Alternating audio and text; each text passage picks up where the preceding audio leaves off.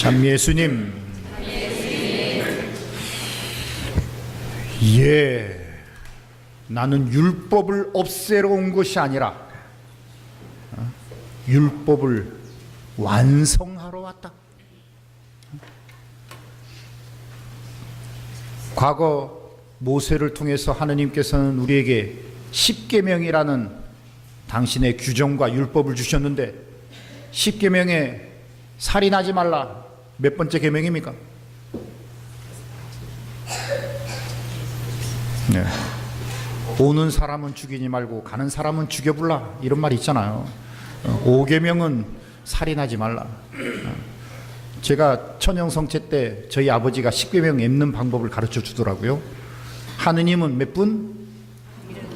아니에요. 71. 71이신 하느님을 흠숭하라. 71이신 하느님을 흠숭하라잖아요. 71잖아요.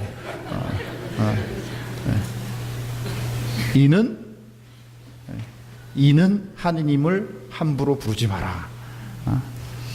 3은 삼삼하게 주의를 빠지지 마라.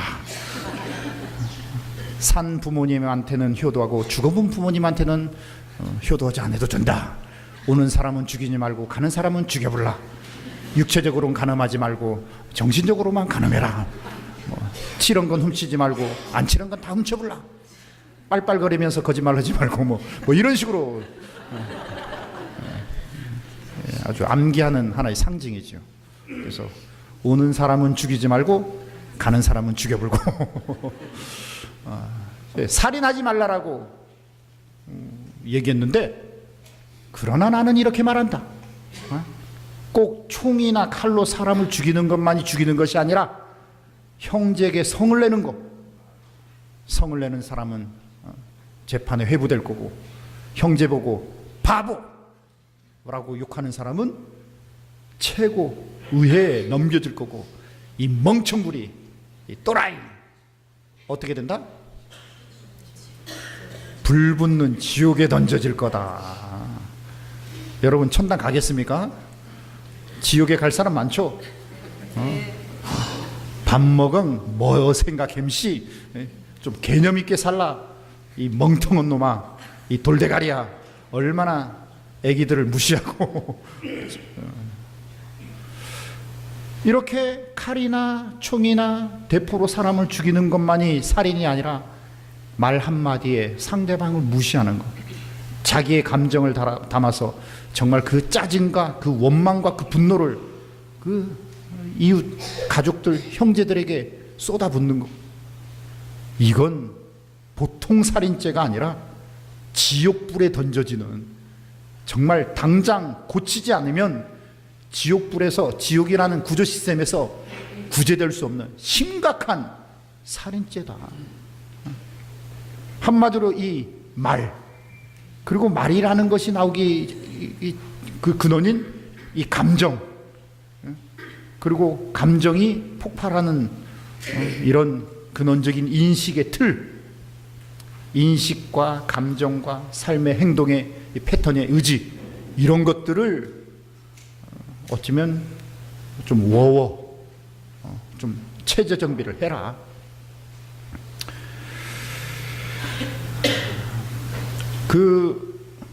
예전에 가톨릭대학교 문화영성대학교 댄스 테라피라는 과목, 제가 그 과목을 상당히 좋아했는데, 거기 과목에는 이런 교수가 이런 내용이 있었어요. 이렇게 우리가 소리가 도레미파솔라시도 8도로 소리를 다 잡듯이 삶의 리듬, 우리가 일상 안에서 리듬은 5가지 리듬으로 다 잡을 수 있다. 그래서 5가지 리듬을 가르쳐 주는데, 첫 번째 리듬이 뭐냐면 이제 플로잉이라는 영어인데, 이거 한국말로 해석하면 흐름이라는 말입니다. 흐름. 즉 우리의 삶의 흐름이 잘 흘러가는 거예요. 만사가 오케이입니다. 모든 것들이 긍정적이고 만사가 오케이고 만사가 다 내 뜻대로 잘 풀려. 이게 플로잉의 리듬입니다. 근데 인생을 살다 보면 플로잉이라는 잘 흘러가는 인생만 있는 것이 아니라 두 번째 리듬이 스타카토, 이게 딱딱 단절이고 끊어지는 마치 요즘 애들 보면 이 랩이라고 하죠. 뭐 땅땅땅땅땅땅땅. 즉 플로잉이 여성형으로서 잘 흘러가는 내 인생인데, 두 번째 리듬은 스타카토로서 남성역이고 공격적입니다. 이거 문제야, 이거 잘못됐어, 이거 너 정답이라고 생각하는데 그 정답 틀린 거야, 다른 방향이 있어, 뭐 하면서 하나하나 도전적이고 문제제기하고 뭐 흘러가는 것들을 단절시키고 뭔가 이런, 이게 두 번째 스타카토 리듬입니다. 세 번째 리듬은 뭐냐? 잘 흘러가던 내 인생에 하나하나 문제제기하고 하나하나 잘못됐다라고 고치라고 하고 뭔가 부정적으로 비판하고 뭐 이렇게 하니까 카오스, 혼란, 혼돈이 온 거예요. 나 열심히 살았는데, 내가 갖고 있는 정답을 갖고 원칙적으로 최선을 다해서 살았는데, 인생을 살다 보니까 요즘 새로운 가치관으로 봤을 때는 문제가 되고 잘못된 거고 새로운 패턴이 있고, 갑자기 내 인생의 가치관에 혼란, 혼돈이 온 거예요. 세 번째 리듬이 카오스, 혼돈입니다. 네 번째 리듬은 뭐냐? 포즈, 멈춰라. 멈춰서 뭐 하느냐? 사일런스, 침묵을 지켜라. 잠시 내가 정답이라고 생각하고 내가 제대로 살고 있다라고 해서 열심히 사는 것만이 아니라 좀 열심히 너의 정답으로 살고 있던 것들에 대해서 문제 제기가 되고 혼란, 혼돈이 온 상황에서 좀 멈추고 좀 침묵을 지키고 좀 진짜 정답이 뭔가, 진짜 하느님의 뜻이 뭔가, 진짜 하느님께서 이 인생의 흐름 안에서 의와 선으로 하느님의 정의와 하느님께서 보시니 참 좋다라고 하는 진짜 진리가 뭔가 좀 멈추고 침묵을 지켜보다 보니까, 네 번째가 이제 사일런스죠, 침묵. 다섯 번째 리듬이 뭐냐면 피스, 평화가 돌아온 거예요. 가라앉을 건 가라앉고 뜰 건 뜨고, 흙탕물과 같았던 그 컵 속에 투명하게 중간에선 보이고, 즉 자리매김, 자리정돈이 되더라는 거예요. 하느님께서는 카오스라는 어둠과 혼돈의 세계를 이제 구획정리를 하잖아요. 구획정리를 한 거에 대해서 구획 하나하나에 대해서 네이밍, 이름을 부여하면서 그 가치 의미를 당신 성령으로 숨결을 불어넣는단 말이에요. 즉 카오스 상태에서 코스모스, 조화로운 세상, 질서 잡힌 세상이 이 창조의 신비잖아요. 어쩌면 제7일 아직도 우리는 창조의 그 역사 속에 살아가고 있는데, 우리가 이 창조의 역사 속에서 주인이 아니란 말입니다. 우리는 관리인입니다. 그래서 좁은 내 생각으로, 좁은 내 감정으로, 좁은 내 삶의 패턴으로는 진리이신 창조의 그 섭리를 온전히 깨닫지를 못해요. 그래서 늘 혼돈스럽고 늘 문제제기가 되고, 관계성 안에서 어쩌면 나는 정답이라고 생각했는데 다른 사람이 정답 아니라고 비난하고 비판하고 하니까 감정이 올라오고 성이 나고 화가 나고 욕하면서 다른 사람과 막 무시하고 다른 사람을 힘으로 누르려 하고, 이런 카오스적인, 이때 싸울 것이 아니라 하느님께서 이런 카오스라는 혼돈을 통해서 어떤 재창조, 어떤 부활의 성숙한 구원의 삶으로 이끄는지 멈춰라. 침묵을 좀 지켜라. 그래서 하느님의 뜻을 헤아리면서 성령 안에서 분별하고 좀 자리매김해라. 그때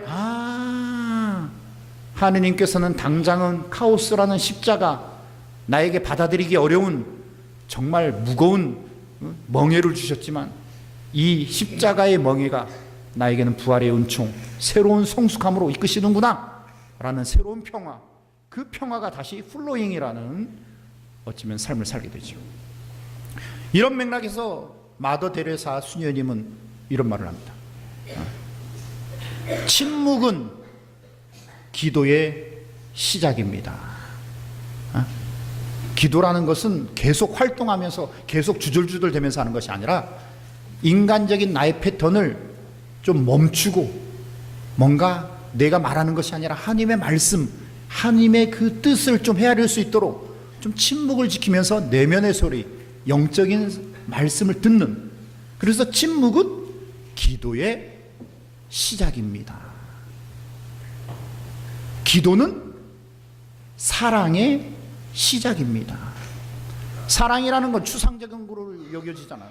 사랑이라는 거 뚱구름 잡는 것 같고 뭔 말인지 모르는 것 같지만, 사랑이라는 것은 구체적인 행동인데 그 행동은 뭐냐? 바로 기도죠. 기도는 사랑의 시작입니다. 사랑은 봉사의 시작입니다. 기도를 통해서 사랑이 시작되고, 그 사랑의 구체적인 과정 안에서 나는 뭘 하느냐? 나의 폐쇄적인 그런 삶의 패턴이 아니라 내가 봉사를 하는 거예요. 다른 사람의 손과 발, 다른 사람과 동행하고, 다른 사람을 위해서 뭔가 섬기고 헌신하는, 시간을 내어주고 나의 손과 발을 내어주고 내 모든 어쩌면 삶의 에너지를 다른 사람을 섬기기 위한 나눔과 일치와 봉사. 그래서 사랑은 봉사의 시작입니다. 봉사는 평화의 시작입니다. 요즘 여러분 뉴스 보시면 아시겠지만, 브라질 같은 경우는 경찰들이 어쩌면 인건비 상승, 봉급 인상해줘라 라고 하면서 파업했잖아요. 파업하니까 이제 도시 자체가 완전히 폭동이 일어나고, 도시가 완전 총 쏘고 서로가 강도질을 하고 서로 죽이고, 지옥이 이런 지옥이 없어요. 어쩌면 서로 힘으로 서로 자기 혼자만 잘 먹고 잘 살겠다는, 평화가 아니라 전쟁이 발생하고 폭동이 일어나고 죽음이 횡행하는, 죽어서 지옥 가는 것이 아니라 어쩌면 힘이 진리가 돼버린 그 전쟁 상황이 지옥입니다. 근데 서로가 서로에게 소중한 것을 나누고, 서로가 서로를 위해서 봉사하고, 서로가 서로를 섬기는 이런 봉사야말로 평화의 시작이란 거예요. 평화는 바로 거룩함의 시작입니다. 우리가 성당에 들어와서 성호를 정성껏 긋고 무릎을 꿇고 손을 합장하고 아무리 거룩한 척 해본들, 일상 안에서, 인간관계 안에서 정말 이런 평화의 사도가 되지 못하고, 다른 사람을 위해서 봉사하지 못하고, 다른 사람을 정말 사랑하지 못하고, 다른 사람을 위해서 기도하지 못하고, 다른 사람을 위해서 내 어쩌면 중시적인 삶의 흐름을 좀 차단해서 하느님의 의와 선을 끊임없이 침묵 가운데 성찰하고 반성하지 않으면 그건 거룩한 척하는 거예요. 그러나 이 모든 것들은 평화를 통한 거룩함은 결국 하느님과 나를 하나 되게 하는 일치의 초대이기도 합니다. 그래서 마더 데레사는 침묵은 기도의 시작입니다. 기도는 사랑의 시작입니다. 사랑은 바로 봉사의 시작입니다. 봉사는 평화의 시작입니다. 평화는 거룩함의 시작입니다.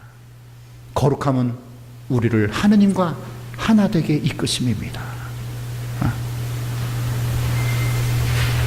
지난 한 주도 우리는 내 정답, 내가 생각하는 가치관 안에서 열심히 살았을 거예요.